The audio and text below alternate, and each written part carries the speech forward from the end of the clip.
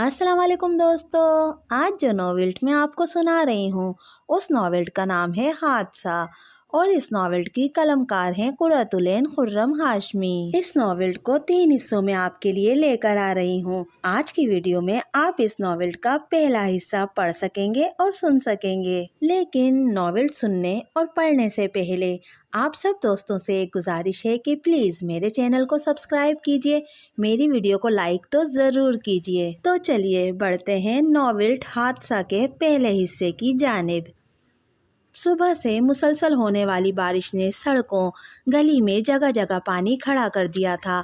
बारिश जो कभी उसे अपनी टिप टिप करती बूंदों और मिट्टी की सौंधी खुशबू से मस्त कर देती थी, आज वही बारिश आसमान से मुसलसल बरसते हुए देखकर भी वो खामोश और गुमसुम सी दरीचे में बैठी हुई थी। न जाने कितनी देर गुजर गई, बारिश एकदम से रुक गई थी। ऐसा लगा जैसे अपनी पजीराई ना होने पर बारिश भी रूठकर अपनी सब बूंदों को घने बादल के बड़े से मटके में बंद करके दूर के किसी शहर की तरफ चल पड़ी थी। रात का आखिरी पहर शुरू हो गया था।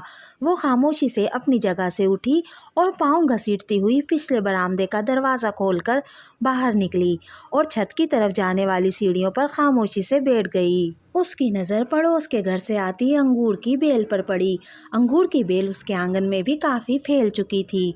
अंगूर की बेल पर ठहरे पानी के कतरे टिप टिप करके कच्ची ज़मीन पर गिर रहे थे। वो खामोश नज़रों से उन्हें देखती रही।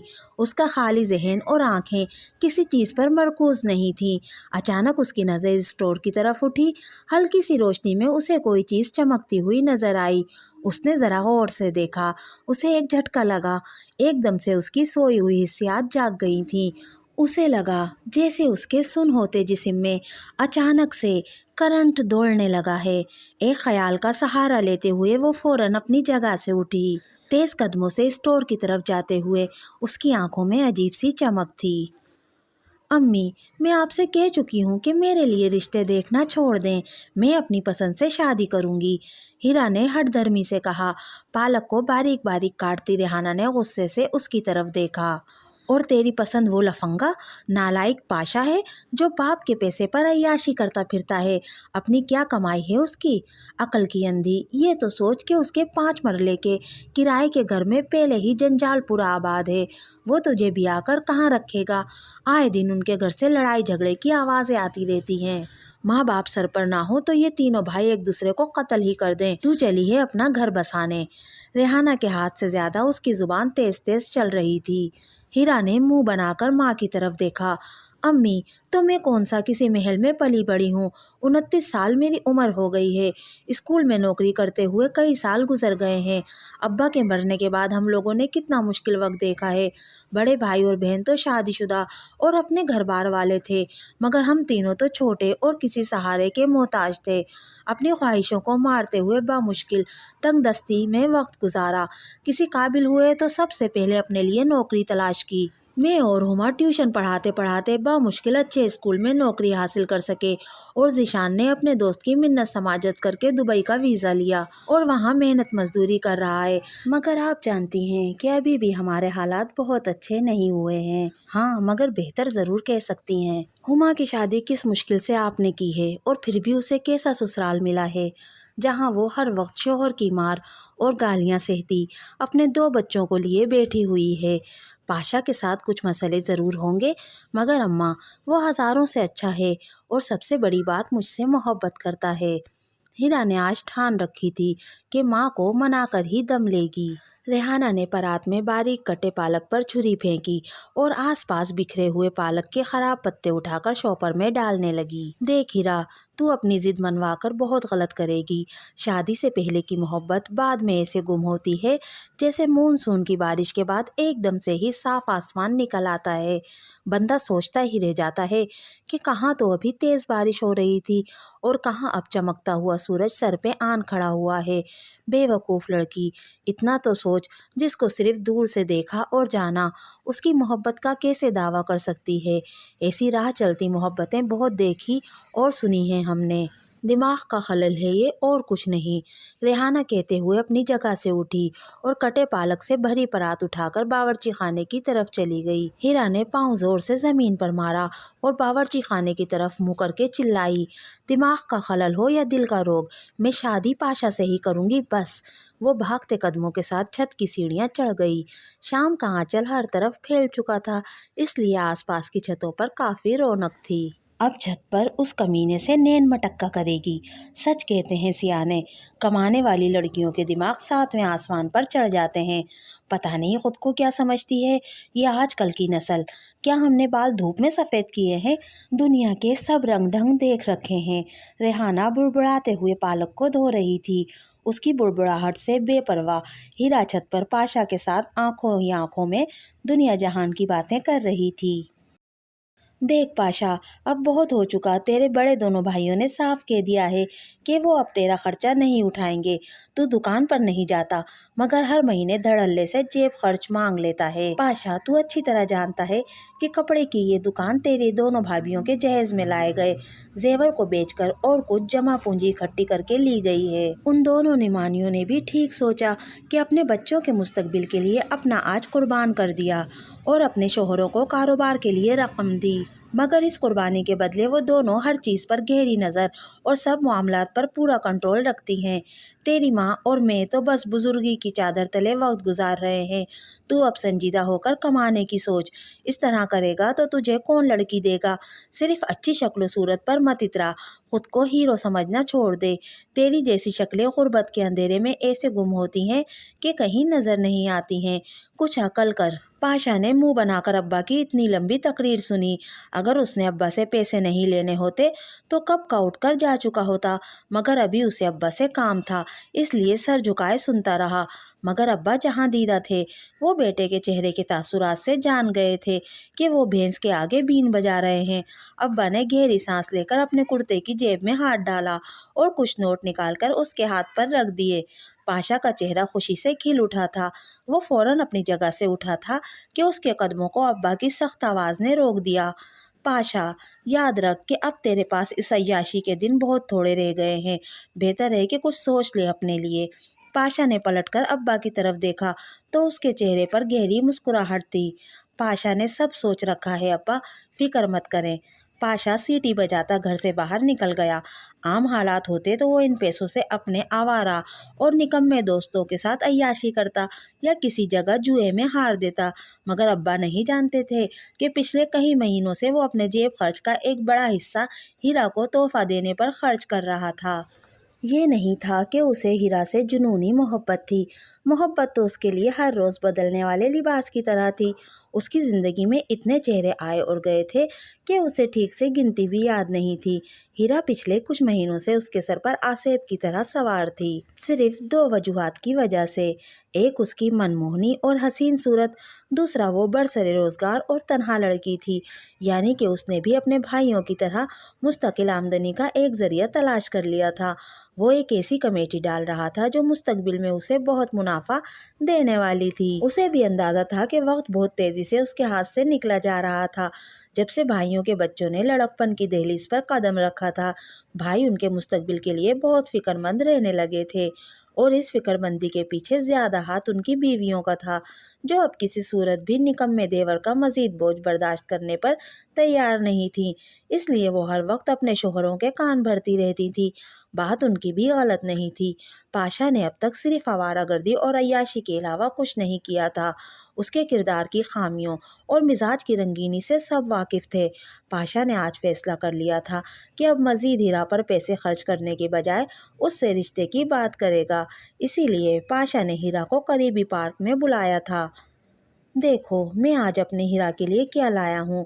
سنگی بینچ پر پھولوں کی باڑ کے پیچھے بیٹھے پاشا نے پرتجسس نظروں سے دیکھتی ہیرا کی طرف مسکرا کر دیکھا تھا۔ یہ دیکھو، پاشا نے کہتے ہوئے سلور رنگ کا کیس کھولا جس میں ایک نازک سی گھڑی جگمگا رہی تھی۔ یہ بہت خوبصورت ہے۔ ہیرا کا چہرہ خوشی سے کھل اٹھا۔ ہاں، مگر تم سے بہت کم۔ پاشا نے کہتے ہوئے گھڑی نکالی تو ہیرا نے اپنا نازک سا ہاتھ آگے کر دیا۔ پاشا نے مسکراتے ہوئے اس کے ہاتھوں میں گھڑی باندھی۔ ہیرا کا چہرہ حیا اور خوشی کے رنگوں سے سج گیا تھا۔ तुम जानती हो मैंने आज तुम्हें ये घड़ी क्यों गिफ्ट की है?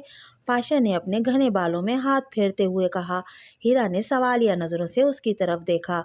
मैं चाहता हूँ हीरा के, पाशा ने कहते हुए उसका हाथ थाम लिया। हीरा ने घबराकर थोड़ी सी मुजाहिमत की, फिर सर झुकाकर बैठ गई कि अब हम दोनों एक हो जाएं। पाशा ने चालाकी से पहला पासा फेंका था। पाशा, हीरा ने शर्माकर उसकी तरफ देखा और फिर से सर झुका लिया। मैं बहुत जल्द अपने वालिदैन को तुम्हारे घर भेज रहा हूँ।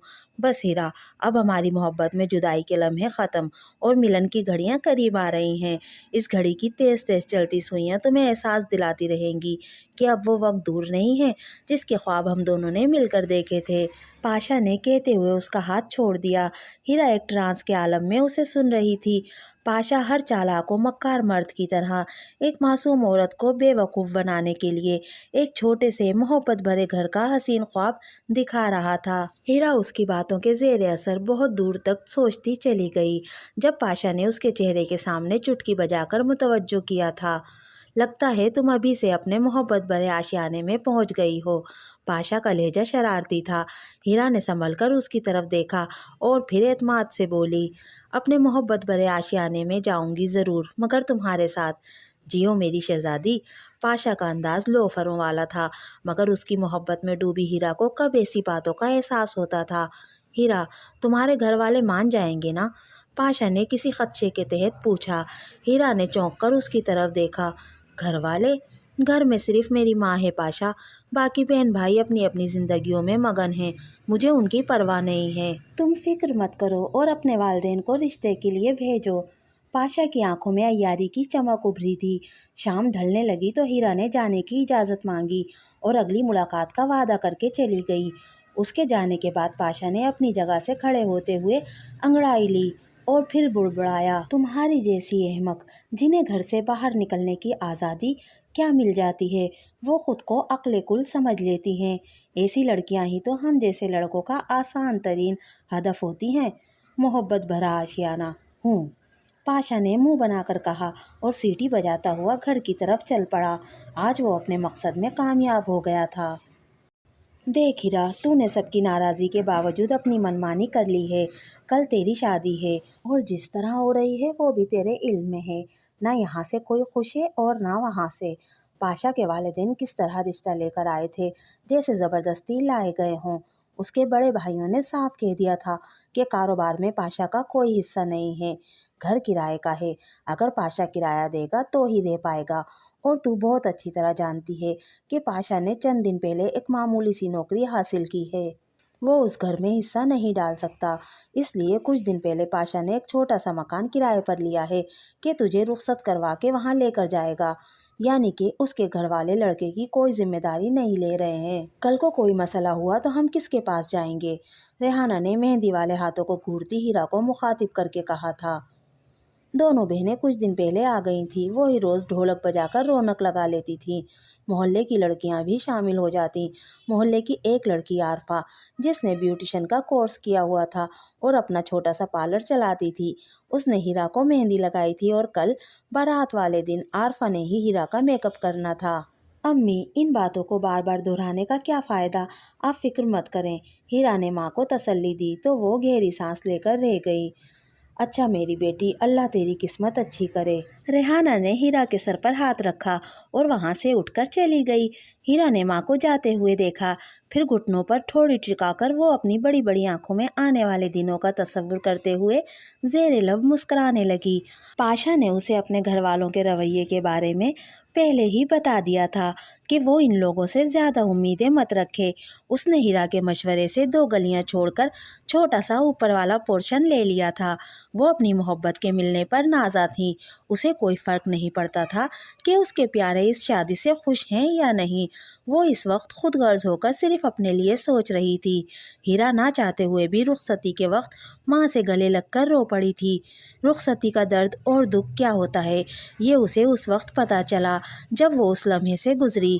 पाशा के संग उसके दोस्त की पुरानी गाड़ी में बैठकर एक ख्याल उसके जहन में आया था। जब तक हम किसी सूरत हाल से खुद नहीं गुजरते, हम किसी चीज़ की भी तह तक नहीं पहुंच सकते। यानी तजुर्बे से पहले हम आधे सच से वाकिफ़ होते हैं और तजुर्बे के बाद पूरा सच जान लेते हैं। अगर ऐसा है तो फिर मेरी मोहब्बत का पूरा सच क्या है? हीरा एकदम चौंकी। उसी वक्त गाड़ी एक झटके से रुकी। हीरा ने बेचैन होकर सर उठाया था, मगर आसपास सब अनजान चेहरे देखकर अपना सर दोबारा झुका लिया। मगर एक अनजान सा खदशा उसके दिल में वसवसों का जर्द रंग फैला रहा था। पाशा। हीरा ने चाय का कप पाशा के सामने रखते हुए पुकारा। पाशा, जो पेट पर नीम दराज अपने हाथ में पकड़े मोबाइल में मसरूफ था, उसके पुकारने पर एक नज़र उस पर डाली और हूँ कहकर दोबारा मोबाइल की तरफ मुतवज्जो हो गया। हीरा ने चाय साइड टेबल पर रखी और अपना कप थामकर छोटे से कमरे में रखी कुर्सी पर बैठ गई। पाशा को मसरूफ देखकर वो खामोशी से चाय के छोटे छोटे घूंट लेने लगी। बरसात का मौसम होने की वजह से फ़ज़ा में बहुत हब्स था। 2.5 मरले के ऊपर वाले पोर्शन में सिर्फ एक छोटा सा कमरा, जिसके साथ वॉशरूम भी मुंसलिक था। कमरे से बाहर निकलकर सामने छोटा सा बरामदा या राहदारी सी थी और एक तरफ बना छोटा सा किचन। ये उसकी कुल कायनात था। हीरा की शादी को 1 महीना हो चुका था। शादी के शुरू के दिन इतनी तेज़ी से गुजरे थे कि हीरा सोचती तो अक्सर हैरान रह जाती कि वक्त को जैसे पर लग गए थे। ख्वाबों की मुख्तसर सी चांदनी के बाद हकीकत का सूरज अब पूरी आबोताब से चमकने के लिए तैयार था। शादी से पहले पाशा ने जो नौकरी शुरू की थी, इतने दिन से वहाँ से भी नागा कर रहा था। हीरा ने बहुत बार दबे लफ्ज़ों में कहा, मगर पाशा बेफिक्री से टाल देता। हीरा ने कुछ दिन से स्कूल जाना शुरू कर दिया था।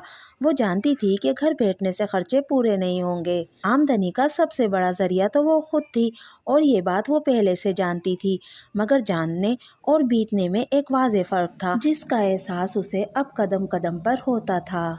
पाशा, इस मोबाइल की जान छोड़ भी दो, मुझे बहुत ज़रूरी बात करनी है।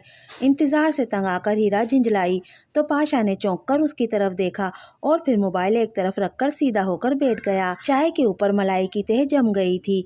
पाशा ने मुंह बनाया और फिर सर उठाकर हीरा की तरफ सवालिया नज़रों से देखने लगा। हीरा गहरी सांस लेकर रह गई।